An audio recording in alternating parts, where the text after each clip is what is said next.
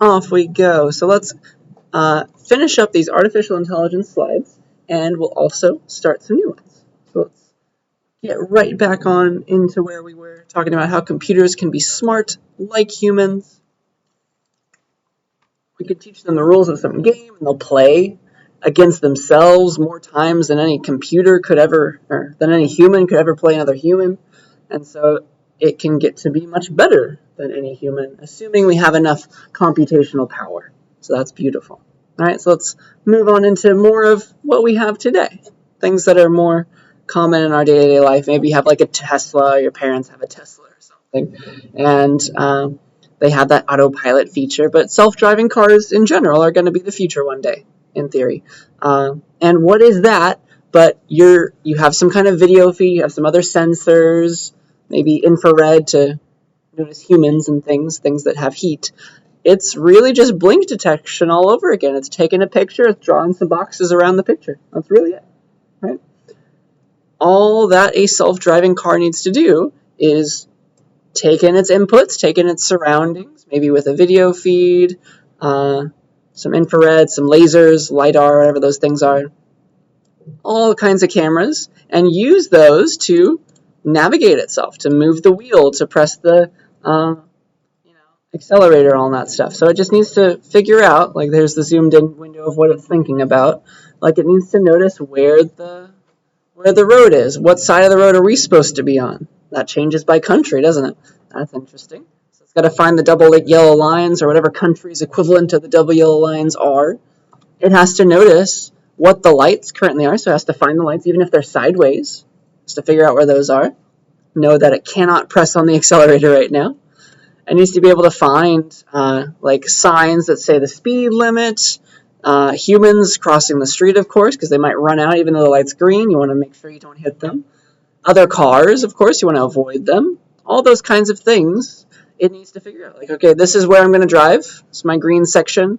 I can't go right now because there's a pedestrian. I need to change the speed limit after I pass this sign, and I'll go when the light turns green.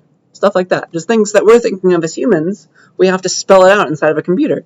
It has to figure out what it's doing. Okay? That's what has to go on. So it's got to like draw its boxes around all those things, and it needs to interpret all those things.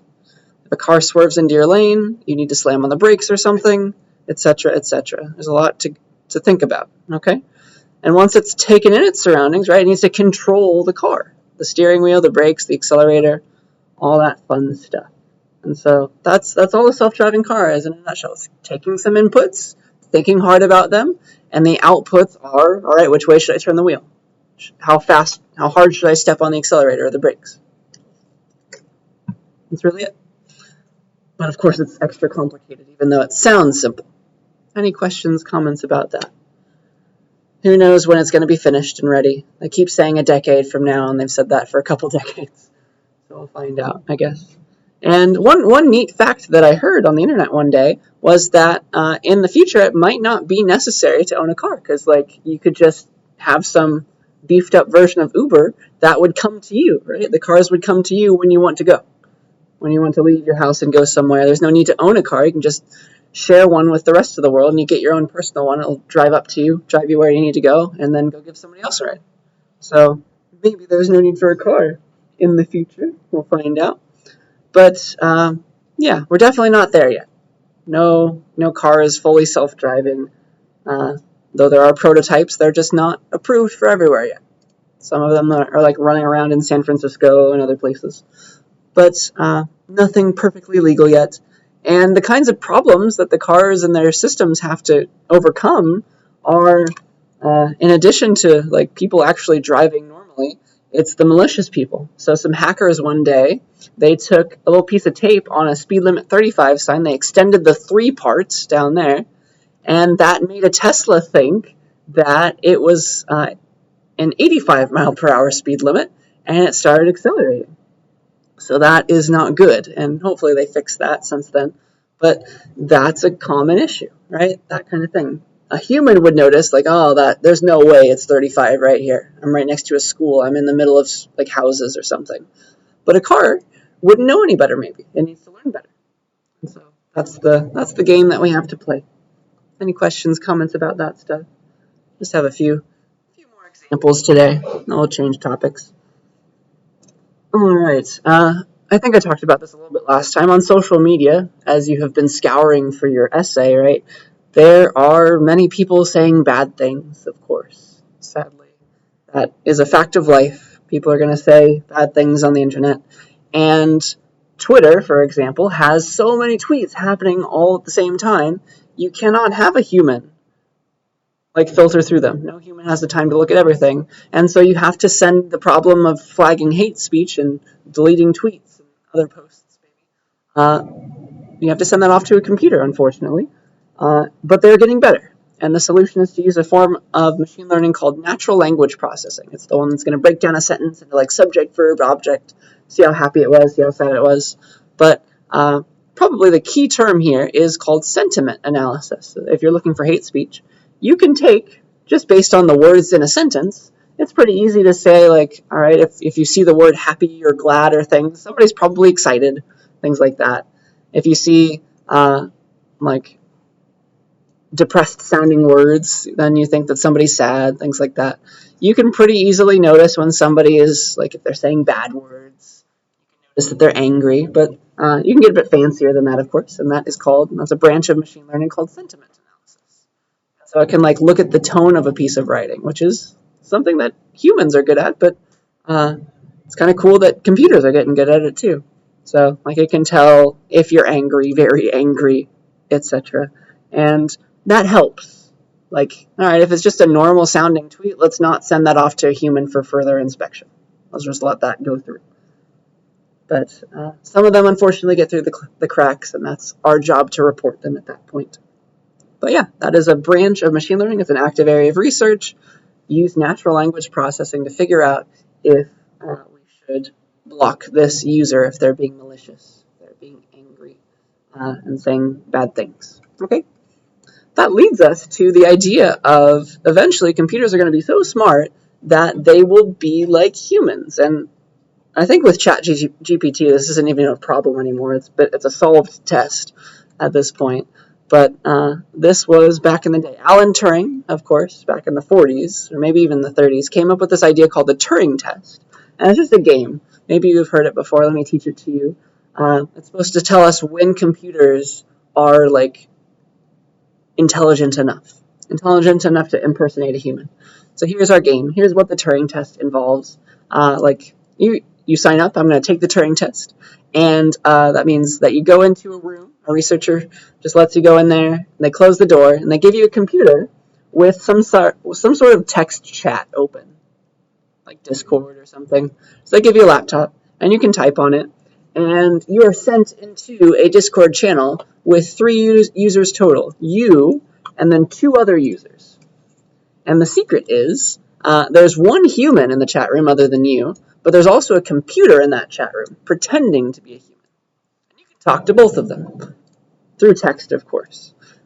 You can ask them questions, you can have them talk about their past, whatever you want, and they're both going to answer. And the computer is going to try and impersonate a human. Okay? It's all through text, of course. And then at the very end of the experiment, you have to mark down on a piece of paper who you thought, which username did you think was the computer, and which did you think was the real human. That's the Turing test, right? And we say that a computer has passed the Turing test if you give enough people, you put enough people into the room, and they cannot, it's like a 50-50 chance. It's just, they're flipping a coin. They can't figure out which computer it was. At that point, we say that particular chat engine or whatever has passed the Turing test. Okay? That is what it means to be a Turing test. And honestly, depending on how long you get to talk in this chat room, computers have passed the Turing test these days, especially the ChatGPT, if you've seen that before. That's it, yeah. If you have chatbots, those are all on websites, somebody at 3 a.m. is saying, I'm available to answer your questions right now. It's just a generic picture of a person. That's a chatbot. And for the most part, they're able to get at what you're looking for a lot of the time, if it's not too complicated. And so, yeah, these days, computers are getting better and better at this, and they can really do well at impersonating humans, pretending to be them, and giving human-like answers back to you. Any questions about that? Do we believe that ChatGPT is sentient? Because I had this slide about the GPT neural network before ChatGPT became very fancy. I'll zoom in on this. This was like GPT-3. This is pre-ChatGPT stuff. I'll give you like a minute to read it, but there's no surprise at this point, I don't think, anymore, like there used to be before it came out in this class. But yeah, let me talk to you a little bit about the GPT neural network. And this is like some sort of news article, right? If you read it long enough, it sounds fine, it sounds normal, but of course, it was dun dun dun. Assuming you've never heard GPT before, and most students hadn't until like last semester. It was made by a computer, of course. This was the GPT-3 network before they got fancy. Made completely by a computer. It sounds convincing, but it's just lying about everything, okay? All it was given was a short prompt, like fill in the rest of these words, and then it goes off to work. Isn't that cool? So GPT-3, 4, 3.5, whatever, it's a neural network, and all it is just a bunch of those virtual neurons wired together, and all its job is it's doing text prediction. It's like, given these first few words of this sentence, figure out the next one, and then feed it all in again. Given these words, including the one you just predicted, figure out the next one, and then use that one, that longer sentence, to predict the next word, the next word, the next word. All it's doing is predicting the next word. That's all this neural network does, and it answers your questions. It figures out what you're thinking about. Isn't that so cool? I guess that's all our brains are doing, maybe, as humans. But GPT-3, at least, the rest are bigger. GPT-3 was 175 billions of these circles, of these neurons just passing numbers around, getting to an output that decides on the next word. And that's it. It's just a bunch of numbers being passed around in a weird way, and you give it text, and it fills in the rest of the text. It responds to you, essentially. It essentially would write your essays in this class. Please don't do that, though. That is crazy, right? It's just trying to predict the next word, and it can figure it out. It was trained, of course, on a whole lot of text. It was trained on the entire contents of Wikipedia, the entire contents of Reddit, just crazy amounts of data. But with enough little virtual neurons, it can speak. Crazy. Any questions about that? Have we tried ChatGPT before? Any of us? I'll try and force you to try it now. I'll give you, depending on how you want to sign in. I don't know if I want to sign in on my on this work laptop, but I'll give you a few links. I'll do it on Discord, but I want you to try it.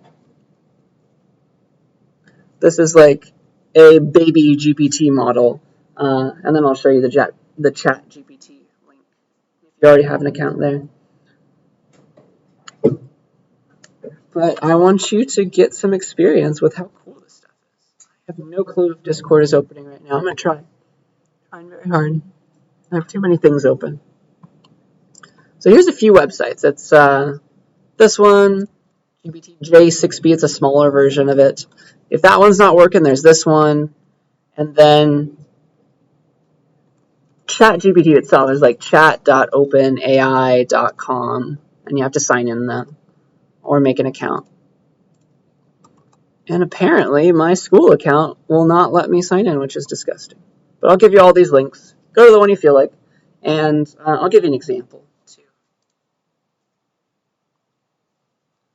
All right, a few links. Here's the first. Here's the second. It's like the backup. And here is ChatGPT itself. There. And feel free, I'm going to close this because my computer can't handle it. But if you have an account, you can click sign up and you can log in with like a Google account or something. But let's do this one. Like, I love computer science because ChatGPT is a bit fancier because it will respond to your prompts. But GPT, the model itself, the base version is like you give it text and it completes the rest of your text. I love computer science so much because... And then you click run the model, move these things around, and it takes a while, and it tries to complete this text. That's the goal. ChatGPT gets a bit fancier, of course. because it understands that there's a response that it has to write. Did I just accidentally disconnect from the... Let me reconnect. Accidentally disconnected from the projector. Give me a second. There we go. Whee.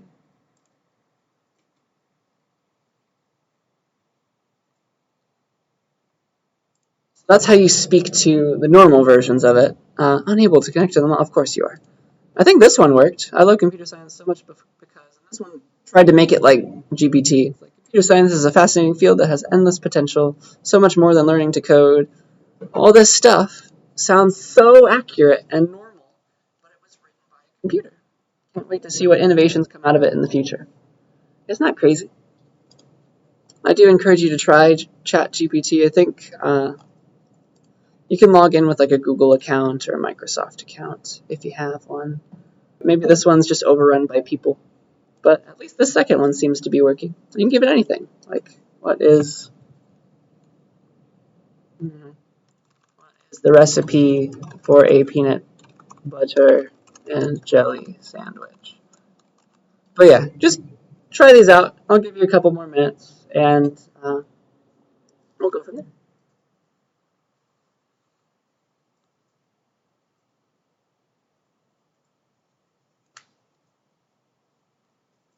Share your fun responses with the people next to you if you would like.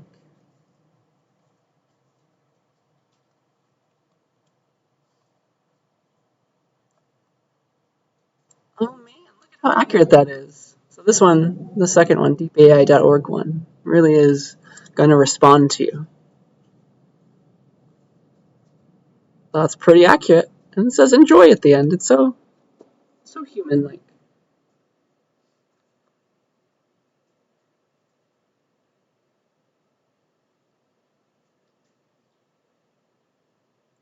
So I'll give you a couple minutes to play around. Assuming, even if you've never tried it before, it's just fun.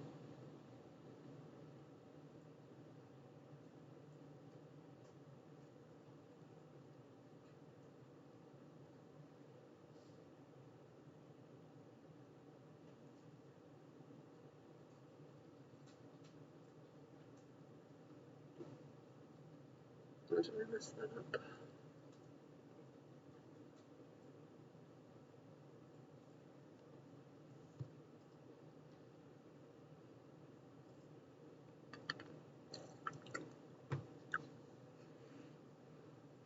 All it's doing is text prediction, but somehow that turns into mastery of the English language, understanding what you're asking.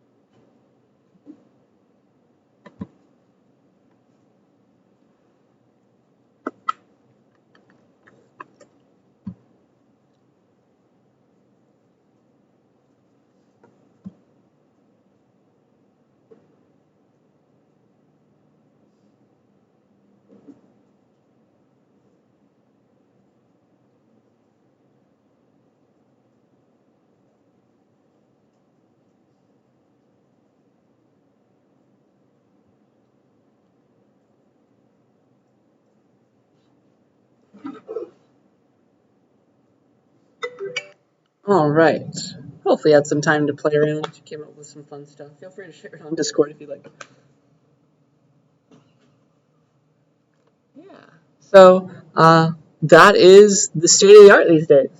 So even if you made a ChatGPT account, that's definitely state of the art these days. It can like teach you math if you would like it to. It's really cool. But yeah, all it is just a neural network, a bunch of virtual neurons passing numbers around, coming up with the next word. That's it. So powerful, though. All right. And that leads us into the final question for these slides. What happens if one day, like, ChatGPT will tell us how to make a better ChatGPT? And we just keep telling it to make a better version of itself. Keep telling it to make a better version of itself. That's called the singularity, which is a very weird topic to go through. So yeah, let's figure this out. So like chess and Go, for example, our neural networks that can play chess and Go, they can train themselves against themselves, getting better without humans, without human input. So like they're thinking. That is machines thinking, artificial intelligence. What if the same thing happened for like a ChatGPT, for like a general intelligent machine learning program? So if you made a computer that could function like a human, could it get better on its own? Could it teach itself new things? That's the question that we're asking. That's called the singularity. So here is the idea. Pretend that we can do that. Pretend that it's somehow feasible. I mean, we haven't done it yet, but maybe one day. Imagine that we make the first computers, like the first new version of ChatGPT that has more intelligence than a human, that's smarter than any human could ever be. We make some version of ChatGPT or something else that does that. At that point, right, we could clone it, we could copy it, and have a bunch of computers that are smarter than humans.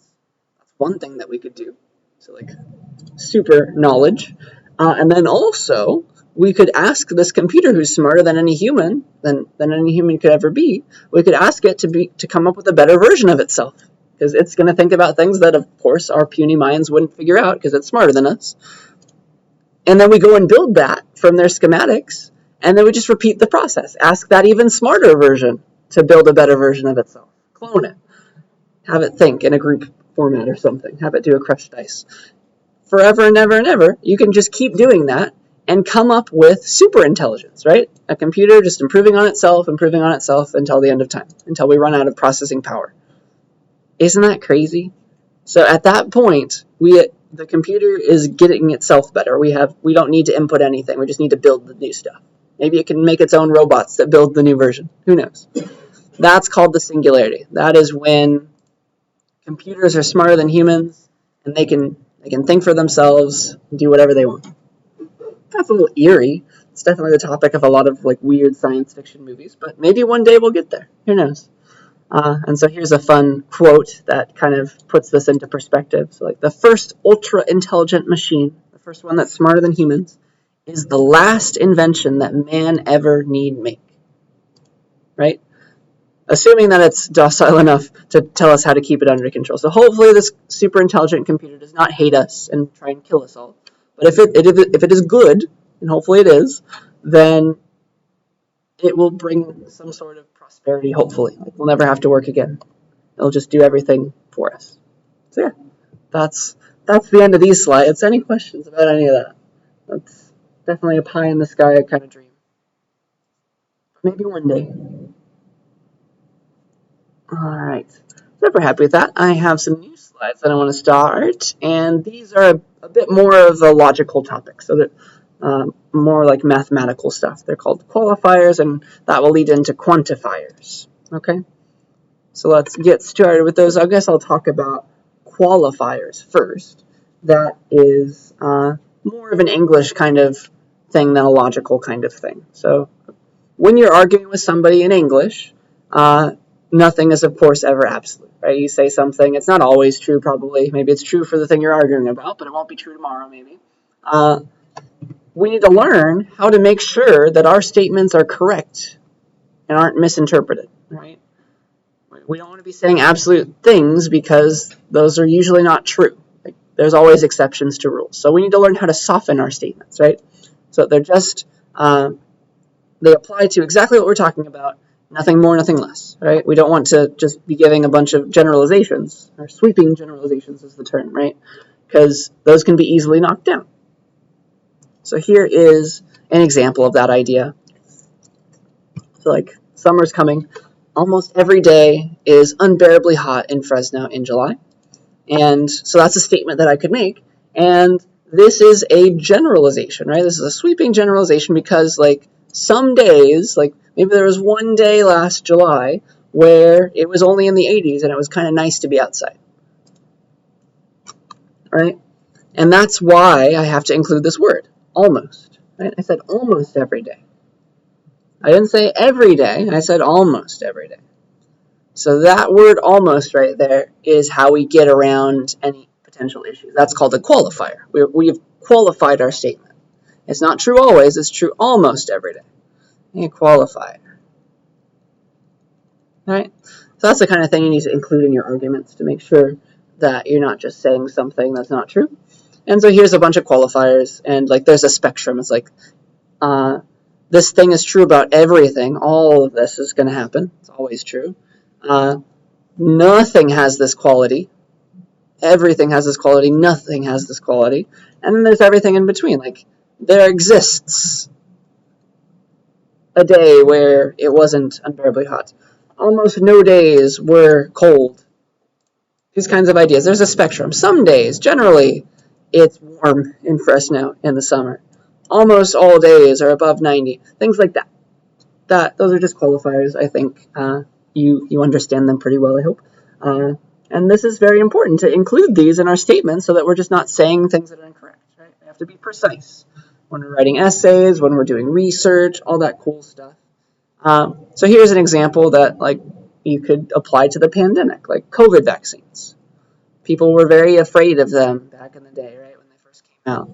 And like one of the news articles was saying something like COVID vaccines, or you could say this about them, COVID vaccines are generally effective. Like that was like a news article. Generally effective. And so that is a qualifier. Effective. And you should get one. And like maybe it was like 80% of people, I don't even know, I don't remember the percentage, but it was a high percentage. 80% of people, let's say, that did the trial had not as bad symptoms when they got COVID. Okay? So 80% translated to English, that could be something like mostly. Generally. There's a small chance that you're going to get a bad version of COVID even if you got the vaccine, but the whole point is to minimize the effects on most people. Yeah? It's not going to work for everyone, but it's going to work for most people. That's a qualifier. Okay? Any questions about that idea? That's just stuff that you got to think about when you're making an argument. That's all. And the goal with this, the reason I brought this up, is that if you want to be extra precise and you want to prove mathematically what you're saying is true, you somehow have to like translate these qualifiers into math. Like, how can you say almost all in math? How can you say sometimes in math? And I'll tell you that. It's called using a quantifier. All right? They are first of all, quantifiers are part of logic. It's a formal thing, formal mathematics, part of logic, the logical branch of math. And so it's to go along with our ands and ors and nots, those symbols. Remember those? So I'm going to teach you some more symbols. It's math time now. Here we go. So yeah, the goal is to translate these qualified sentences into math so you can prove that they're true. Like, give me the data sheet, the last 100 years of Fresno July temperatures. Let me make a mathematical statement about them. That's the kind of thing. Okay? So I'm going to teach you two quantifiers, and that will be all I teach you in this class. There are more, though. These are the two most common ones. And so we can actually specify most of these words, in theory, using these two quantifiers. All right? Plus the help of some other things like our ands and ors and nots. Don't forget those symbols. So the first one is called for all. It's an upside down A. When you see that, just read the word for all. Right? Vertically flipped or something, or just upside down. And then an upside down E is there exists. I want you to read this as there exists. Right? So it's like somebody took an A, did a 180 with it, for all. Somebody took an E, did a 180 with it, there exists. Okay? And so these are two quantifiers. There are more. There are some other ones. There I am using there exists. There are some other ones that talk about like time, like eventually this will be true. Tomorrow this will be true. But that is like graduate level computer science, and we do not need to get into that right now. Okay? But these are good enough for us. You will learn more about them in CSCI 26 if you're a computer science major. Let's get on into them. Let me show you some examples of using these quantifiers. All right, here's an example for all. Okay, so here's a statement that I would like to prove, perhaps. And so to formalize the statement in math, I say this: every value of x is greater than 5. All right, that's what I want to express in math. And so, like, I have an x, I say that it's greater than 5 for every value. So for all x's, its value is greater than 5. That's how I write it. For all x is greater than 5. See that? That's how you use the quantifier. It's for every possible value of x that it can take on. That's what this part means. For all x's, its value is going to be greater than 5. Okay. And so this is the statement, and then you go and prove it somehow. There are ways to prove it that I will talk about, but some of them are so fancy you have to wait till a formal math class. But the idea is maybe you'll try a bunch of options and just make sure there are no counterexamples. Like if x happened to be 7 in this proof, like it checks out, right?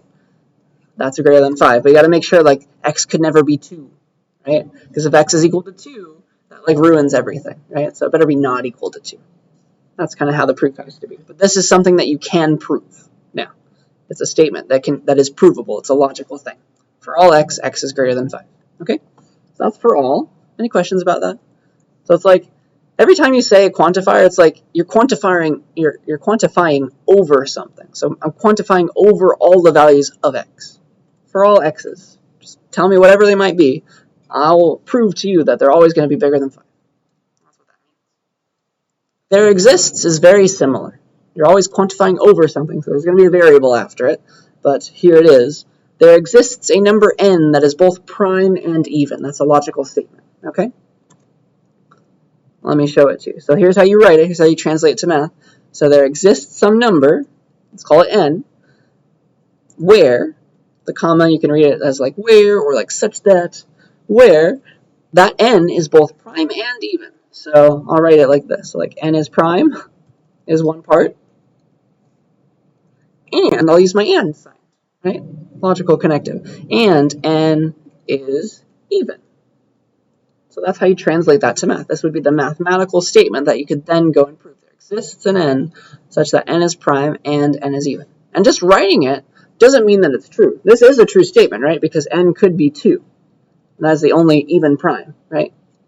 So that could be a value for n. But some of them don't work out. So like n, you try 7. 7 is prime, but it's not even, so it doesn't work. It can't be 7. See that? This is the statement. It is now provable. It could be proved to be true or false. There exists an n such that n is prime and n is even. That's how you read it.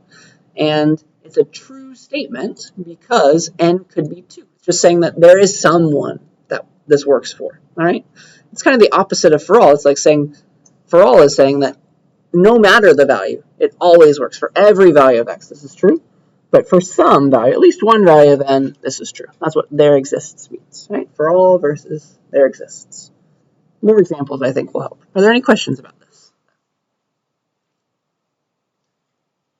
I want to give you something to try. Let's see here. Why not? Let's go to the written ice page, because I have a question for you. You can write it down if you'd like. I'll give you a couple minutes to at least think about it.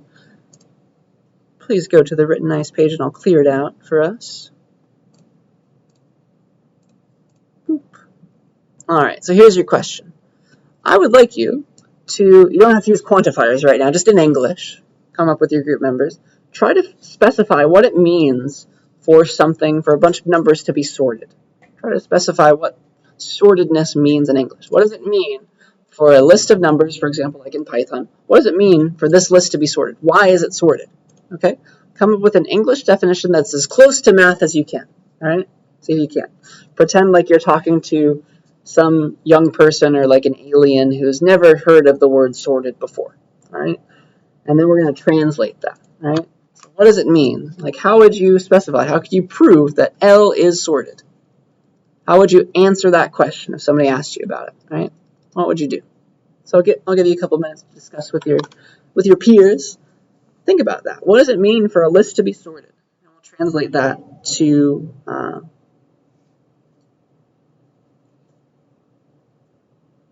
logic later.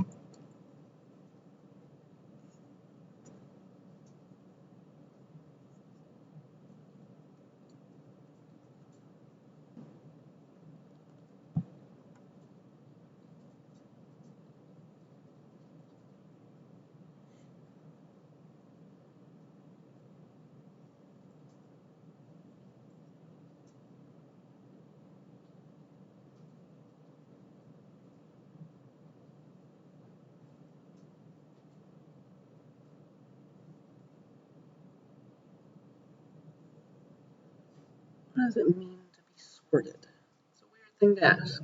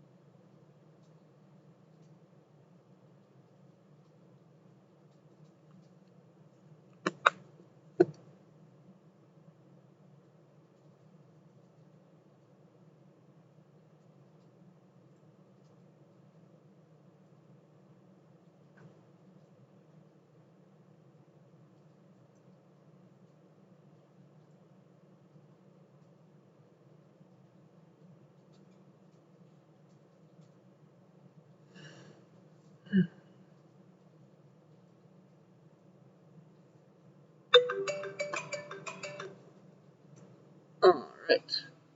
Let's see what we're thinking. I'm interested in hearing your English statement that corresponds to what it means if something is sorted. Anybody come up with anything, or are you just thinking about it? Either we are shy or we are not sure, and that's okay. I don't know. There's not a lot of us here today. Maybe it's midterm week or something. It is in others of my classes, I guess. Second midterm time.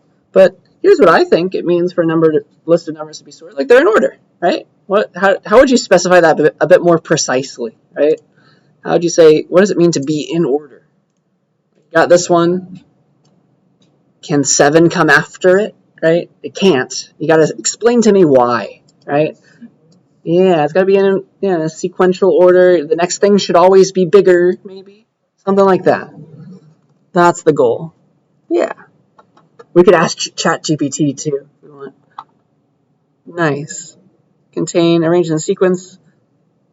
Increasing or decreasing, that's a good word to say. Yeah, increasing. So, like, take a look at these guys. Like, from here on, everybody better be bigger than 8. From here on, everybody better be bigger than 27. Something like that. That's the goal. All right? So, if you think about it long enough, it's like,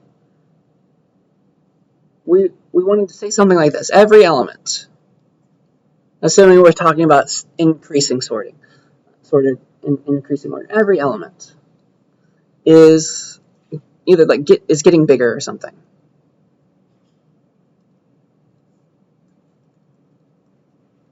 Maybe something like that, right? Because this is like, I don't know. It's like this. You're kind of like drawing this picture in your mind. 8 is smaller than 27, is smaller than 42, smaller than 79, and smaller than 101. Though, would we still say, though? Like, I think we could prove. I think it's pretty obvious. I think some people would agree, right, that this list is still sorted. 3, 3, 3, 4, 5. That's still sorted, right? If there's duplicates, it's okay. So, like, it's like staying the same for a little while. It's like a stair step. Like, that's okay, too. And so maybe it should have been less than or equal to. That's a bit more precise. That's what it means to be sorted. So every element's getting bigger or staying the same, maybe. That's kind of what sortedness means. And so how can we specify this mathematically? Like, assume you have a list called L. What does it mean for it to be sorted? How would we make a mathematical statement saying that it's sorted? And assuming we're in Python, we can like access indices. That might work. 1, 2, 3, 4. We want to be able to say something like, all right, L at index 0 is less than or equal to L at index 1, and so on and so forth. Like L at index 1 is less than or equal to L at index 2. Like that's what we want to do. And so if you think about this long enough, it's something like we're looping. Like there's a variable here. It's like compare your index to the thing after it, to the next bigger index. Compare the index 1 to the next thing after it. So it's like compare your index I. Compare your index I to index I plus 1. See how that generalizes? And like you just loop through all the I values. It's like this is when I is equal to 0, that one. This is when I is equal to 1, that's that idea. We want this to be true for every I. See where I'm going with that? That's the goal. That's kind of what sortedness means. You want to try all of them, of course, for every I value. It's kind of like a loop going on. And so this is essentially what we want to be true for every index. I have a way to quantify over every index, don't I? Whee. So this one. Oh gosh, it's going so slow right now. There it goes. For all I, for every value of I that makes sense, you don't want to like go off the edge or something. For every index I, we want to make sure that L of I is less than or equal to L of I plus 1. If this is true, the list L is sorted. Do you see that? That's how you would mathematically specify that the list itself is sorted. Isn't that cool? And so I just read it, but here's like the English equivalent of all that. It's like, this is what it's saying. For every index I that like makes sense, like don't set it to 4 because like, you're comparing index 4 to index 5, and index 5 is like doesn't exist. It's over here somewhere. Just do only the ones that make sense. For every index I that's valid, we want to make sure that L's element at that index I is less than or equal to L's element at the index I plus 1. And if we've done it for all i's, like we've compared these two, these two, then we know it's ascending or staying the same. And that is what it means to be sorted. That's how you would formalize it mathematically. This would be the formula. For all I, L of I is less than or equal to L of I plus 1. It has to be true for all of them for it to be sorted. Because like if it's not true for one of them, that ruins it. Like if this is 0 or something, then it's not sorted immediately. It has to be true for all of them. That's why we use for all. Any questions about that? It's a little weird to wrap your mind around, I think, the first time that you see these things. But hopefully it's making a little bit of sense. All right.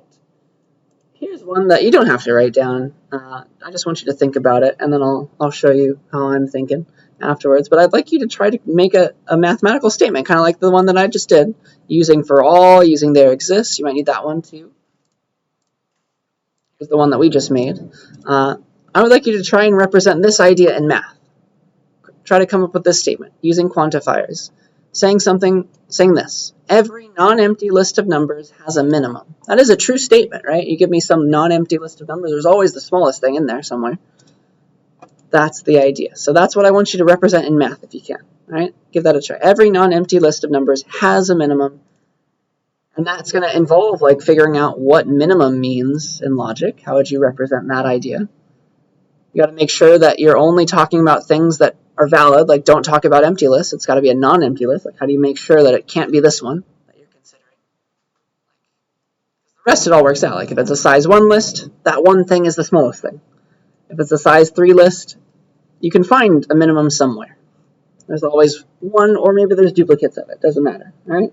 So that is your idea that I want you to ponder. I'll give you a couple minutes, and then I'll show you how I might think about it. If nothing else, try and figure out what kinds of quantifiers you need. You might need multiple. Where would they go?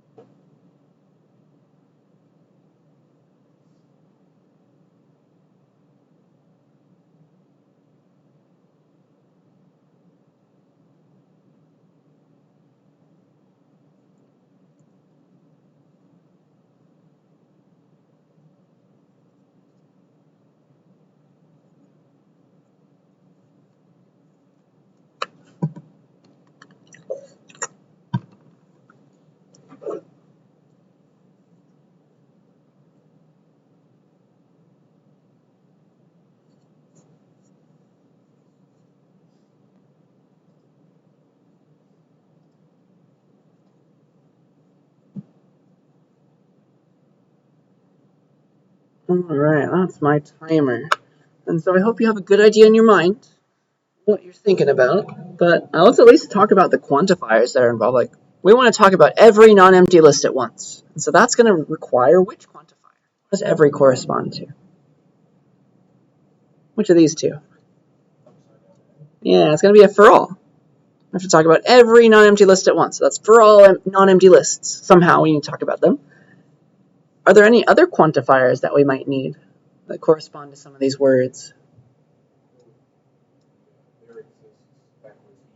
Yeah, where would that go? Like, which words would that replace? Probably for has a. Very good, yeah. So there exists is a synonym to has a, right? There is some minimum somewhere in this list. I'm not sure where it is, but it's just there. It exists. It's somewhere. It has it in there. Very good. Any questions about why those two quantifiers are needed here? We're going to have to transform it into math more, though. But these two quantifiers will appear. We have to talk about every non-empty list at once. We have to talk about that there is a minimum somewhere. Maybe we'll have to like say there is some index where the minimum lives, something like that. Because there's always a concept of what we're quantifying over. Okay?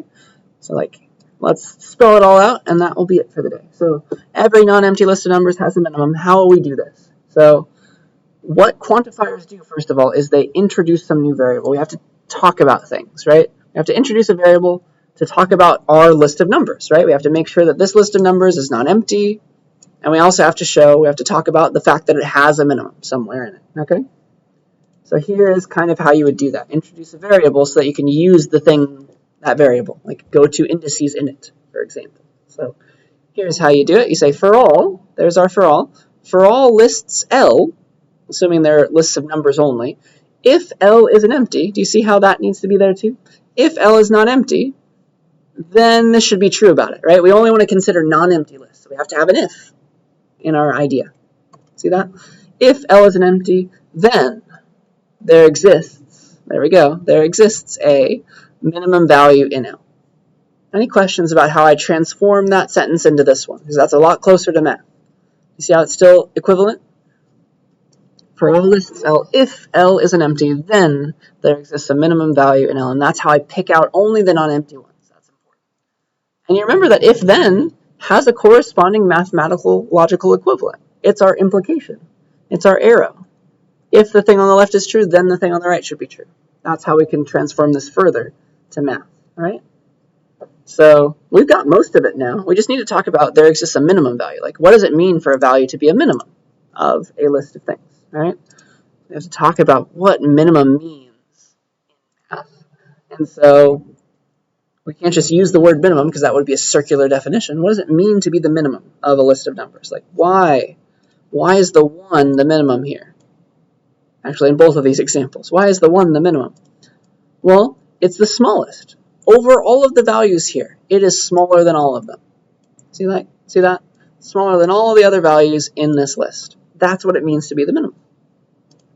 There could be other copies of the 1, but it's still the minimum, right? What properties of a number make it the minimum value? You are a minimum when you are less than or equal to every number in the list, including yourself, right? That's true. Less than every other number in the list. And so there's the word every popping up again. And so we will actually need a third for all quantifier.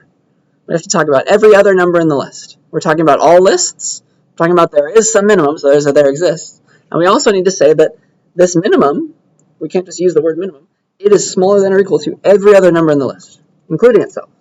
Maybe I should get rid of the word number. And so one way to talk about every other number in the list, or just every number in general, is to use an index, right? We can go back to this idea of using an index to pick out the pieces that we want to compare. That's going to be the goal. This is a very complicated example, by the way. It's a good example of all the stuff, though. So we're going to need some more variables to talk about the index of the minimum, the indices of all the other numbers, things like that. So this is going to be the idea, all right? Let me show it to you. Let's see here. Let me write it down, and this is going to be the English that it corresponds to. Here's the goal, all right? We're going to take this and just expand the minimum part as well. So for all lists L, for all L, what's true about every list? Well, we want to make sure that we're only talking about non-empty lists. So if L is not empty, then there exists a minimum value. Right? So if L is not empty, like that's on the left side of an implication. So if L is not empty, what does that mean? In math, we can like use some Python inside of it too. Like if the length of L is greater than 0, that's how you represent non-emptiness, right? Like pseudo Python kind of style. If the length of L is greater than 0, then, right, if it's not empty, then, this is now much closer to math, this is real math now, then there exists a minimum value. So what does that mean? We can talk about minimums in terms of the index, maybe. So there exists, maybe let's call it a min index. So for all lists L, if that list is not empty, then there exists a minimum index. What is true about that minimum index? It's the index of the minimum in the list. So what does that mean, right? Compare it to every other number in the list. It is smaller than or equal to, right? So if there exists a minimum index such that for every index in this list, I call it, L at that minimum index, wherever that is less than or equal to L of I. Give everybody a try. It better be smaller than or equal to everybody else. And that is what it means for there to be a minimum in a non-empty list. Again, this is a statement. This you could now go and prove. It is a true statement, but you would have to use more math to prove it. But this is how you write it, at least. All right? Any questions about this? So, translated to English, this is what it is. For all lists L, if L's length is greater than 0, which corresponds to it not being empty, then here's what I want to claim about every non-empty list. It has a minimum. So there is a minimum index in L. We'll call that min index. Such that for every index in L, call it I, you go and look at the thing at the min index, it's always going to be less than or equal to the thing at I. For every I. Try every I. It's always smaller or equal to. That's the goal. It's saying that the minimum is somewhere in there. It could be at the start, the end, the middle. Doesn't matter. There is some index where the minimum lives. And what it means to be a minimum is that for every other index, even including itself, go there, it's smaller. Smaller than or equal to. Okay? That is admittedly complicated. Are there any questions immediately about how to read this, how to parse it? Do the words make enough sense? You see how we slowly but surely made our way towards this mathematical statement? Any questions about any of that stuff?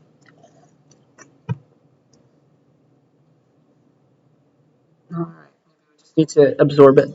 So please go back, study this. This is a good example, I think, and yell at me if you have questions. But that will be, I think, where I'd like us to stop in the lecture today. We'll come back and I'll show you how to prove some of these statements. These are just things that can be now proved. They are provable things. They're propositions. We still need to prove them true or false. I'll show you how to prove them next time. But that's a job for Wednesday. The next thing and the final thing that I want to do is release your next essay, because you got one due, your fallacies one is due this week, right? So here is your next essay. This will be a shorter 750-word essay. Again, I'll give you 2 weeks to do it. So this will be due week 14. These dates down here. So here is your prompt. All right? This one's an interesting one. It has to do with computers taking over things. I think we've seen some like stable diffusion style things. I showed you the crayon.ai website before that just can like draw stuff from your prompts. And so I want to hear your thoughts about this idea. So here's your prompt. I would like you to become a connoisseur of art if you are not already. So I would like you to pick your favorite painting or find one. There's plenty of websites to find one that was made sometime before 1900, before computers could like start changing things, before image editing became like mainstream. So like Renaissance, Impressionist painting, stuff like that. So pick your favorite one that was made before 1900, 1899 and earlier. And I want you to assume, like pretend, the artist who made that painting that you love so much was alive today, and they made that painting, it looks the same, but they made it on a computer. They made it on a computer using today's technology. So like they used a tablet like I use right now. They used Photoshop. They still used like the brushes, but like Photoshop has those virtual brushes that could like imitate paint. And my question is, would that painting, if it were made by the same artist that looked the same, but virtually, it was done digitally, would it seem as beautiful to you? Why or why not? Would it still be your favorite? And so I'd like you to analyze your thoughts, explain what you're thinking about that. It's definitely an open-ended question. Could go either way, of course, but I'd like to hear what you think. Any questions about the prompt itself? Okay. So yeah, make a 750-word essay. Responding to that, please cite at least one work. That is my requirement. And here are some cool articles that might help get you thinking. You could feel free to cite some of those. Let me know if any of the links are dead. And maybe you are not very familiar with digital art. If you are not, here are some links to some people that I follow on Instagram, for example, some digital artists to show you like how the kinds of things that you could do. Like here's an artist. I don't know if I need to be logged in right now. We'll see. This first one is an artist, for example, that does very non-realist art, but still very pretty. And then here is an artist who does more like realism kinds of art, maybe some sci-fi in there as well. But there's definitely many ends to the digital art spectrum. You can make things that look very cool in whatever style you're interested in. So don't let that be your argument, maybe. I don't know. So yeah, feel free to look for some ideas on the internet. And I believe that is everything that I wanted to say. So that's your next essay, 750 words, due week 14. Any questions about that? All right. So that is all that I have for us then.